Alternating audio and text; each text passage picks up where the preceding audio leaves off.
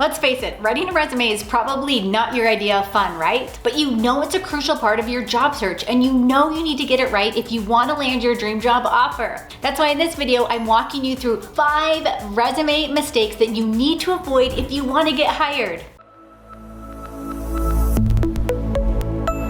Hey, I'm Heather, a career strategy expert, and over the years, I've helped hundreds of thousands of professionals build their personal brand so they can land their dream job and grow in a field they love. If you want that same thing, make sure you tap the subscribe button down below.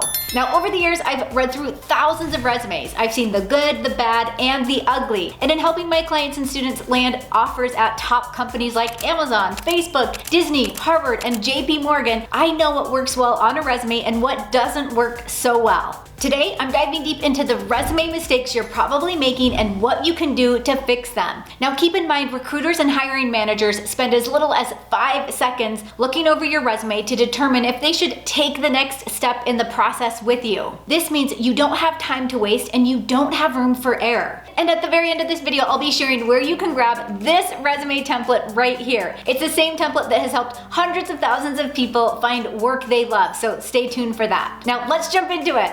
Resume mistake number 1, using a career objective. Now, an objective statement tells an employer what you want out of a position rather than how you can help them. So instead of an objective statement that screams, me, me, me, I want you to include a career summary that shows your future employer that you are all about them and helping them achieve their goals. So how do you accomplish this? At the very top of your resume, include the job title, followed by 3 key skills, and then a paragraph with 3 to 4 sentences that explain how your professional background, training, and experience makes you the perfect candidate for the position. Now remember, a career summary is one of the most important parts of your resume and will set you apart from your competition. I've had clients and students just simply change their career summary or tailor their career summary to the position and get hired just based on that. In fact, I have a video that goes into even greater detail about how to write an amazing career summary. I'll link that up for you below. Now, the second mistake you're probably making on your resume is leaving out key sections. Remember, there are a lot of ways to make your resume amazing, but you need some key sections to show your future employer that you're not only qualified, but that you are the best fit for the position. This includes your contact information, which we'll talk more about in just a second, your career summary, your work experience, and your education. These are the staple sections that can't be left off of your resume. But there are other important sections you may use to tell your career story.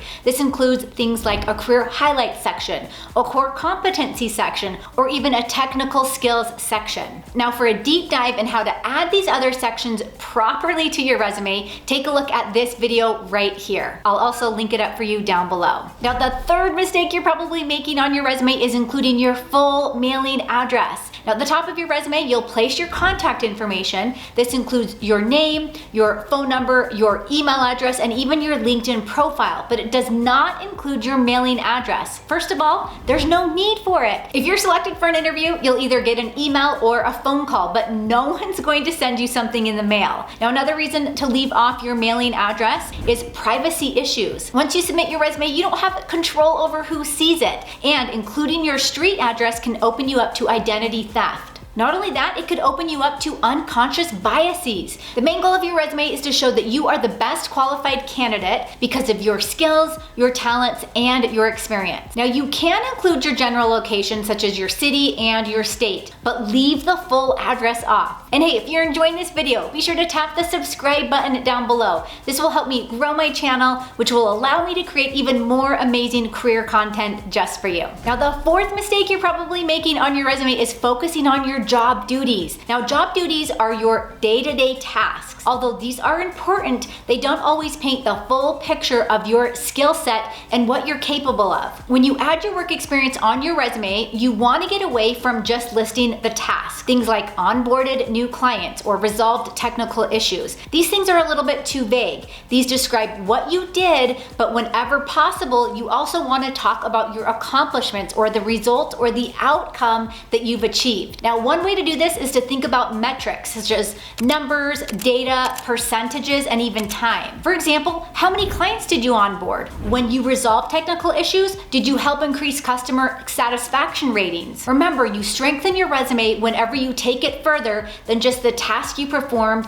and actually dive into the results that you achieved. Now tell me in the comments down below, does your resume include achievement statements or are they mainly just job duties? Now the fifth mistake I see a lot on resumes is not making it ATS friendly. Remember, ATS is an applicant tracking system and refers to an algorithm that weeds out candidates based on a few simple criteria. You can even think of LinkedIn as a form of an ATS that recruiters and hiring managers use to search for certain candidates who possess certain qualifications. Now, many companies use some form of ATS to help cut down on the time it takes to hire the right candidate. So you want to make sure that your resume is written in a way that ensures you stand out and that you're invited in for an interview. The good news is that with a few simple steps, you can ensure your resume is ATS compliant. First, avoid all columns, tables, graphs, charts, and pictures. The simpler the format, the better. Also, have clear headings for your key sections, like what we talked about earlier, and use the right keywords or keyword phrases that a company uses on their job listing, their website, or even in their social media accounts. Now, I promised you a free resume template and example, so go here to grab that right now. I'll also place a special link for you down below. You're gonna be well on your way to landing bigger and better job opportunities. And hey, if you wanna learn how to write an incredible resume step by step, click or tap the video right here. And if you enjoyed this video, be sure to tap the like button down below. Be sure to subscribe to this channel for more videos just like this, and I'll see you in the next one.